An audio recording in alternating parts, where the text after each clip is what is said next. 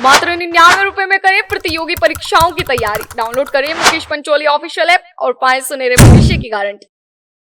अगर आप प्रतियोगी परीक्षाओं की तैयारी कर रहे हैं तो आपके लिए बड़ी खबर है, क्योंकि आरपीएससी अपनी प्रतियोगी परीक्षाओं में एक बड़ा बदलाव करने जा रहा है, जिसकी मंजूरी केंद्रीय मंत्रालय से आरपीएससी को मिल चुकी है।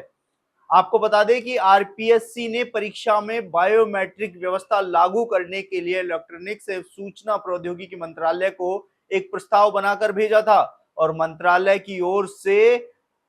अभ्यर्थियों के आधार कार्ड के जरिए कैंडिडेट के बायोमेट्रिक वेरिफिकेशन की जो अनुमति आरपीएससी की ओर से मंत्रालय से मांगी गई थी, उसकी अनुमति मंत्रालय की ओर से आरपीएससी को मिल चुकी है। यानी कि अब जो डमी अभ्यर्थी, सबसे ज्यादा डमी अभ्यर्थियों का जो मामला सामने आ रहा था, पहले भी जो आरपीएससी की परीक्षा हुई थी उस परीक्षा में 54 से ज्यादा डमी जो कैंडिडेट थे एसआई भर्ती में, वो पकड़े गए हैं। इसके बाद आरपीएससी अपनी भर्ती परीक्षाओं को पारदर्शी कराने के लिए लगातार प्रयास कर रहा है। आपको बता दें कि पिछले 6 महीने से आरपीएससी, जब से सत्ता में बीजेपी की सरकार आई है, सरकार ने आते ही एसआई भर्ती को अपनी रडार पर लिया था और आपको बता दें कि एसआई भर्ती में अब तक 54 से ज्यादा डमी कैंडिडेट पकड़े जा चुके हैं, जिसके बाद आरपीएससी इन डमी कैंडिडेट पर कैसे रोक लगाए इसको लेकर मंथन कर रही थी। तो इनके सामने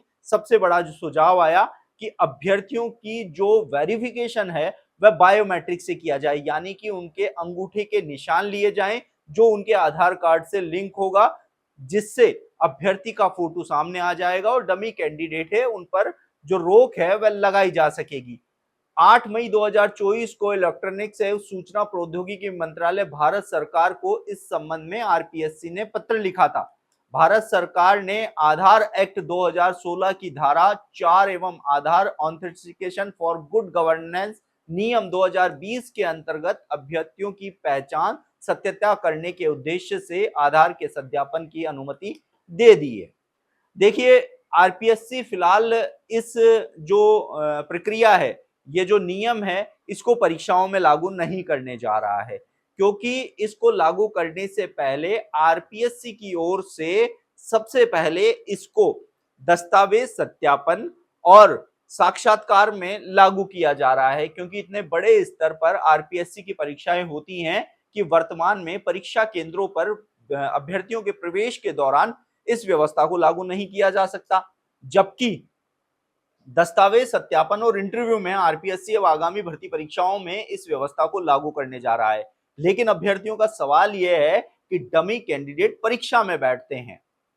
इंटरव्यू और दस्तावेज सत्यापन के दौरान डमी कैंडिडेट का कोई रोल नहीं रहता है। ऐसे में आरपीएससी की ओर से जो ये कदम उठाया जाएगा, उस कदम के तहत क्या डमी कैंडिडेट पर रोक लग पाएगी? ऐसे में आरपीएससी भर्ती परीक्षाओं में पारदर्शी करवाने के लिए, नियुक्तियां देने के लिए ये नया नियम लागू तो करने जा रहा है, लेकिन जब तक परीक्षाओं में, यानी कि जो प्रतियोगी परीक्षाएं आयोजित होती हैं, परीक्षा केंद्र पर ये नियम लागू नहीं होगा, तब तक नहीं लगता है कि डमी कैंडिडेट पर किसी भी प्रकार की रोक लगेगी। हालांकि शुरुआती स्तर पर आरपीएससी साक्षात्कार और दस्तावेज सत्यापन में इसको आजमाकर कहीं ना कहीं जो डमी कैंडिडेट्स है उन पर रोक लगाने का एक प्रयास जरूर कर रहा है, लेकिन असली सफलता उनको जब मिलेगी जब परीक्षा के दौरान ये व्यवस्था लागू होगी।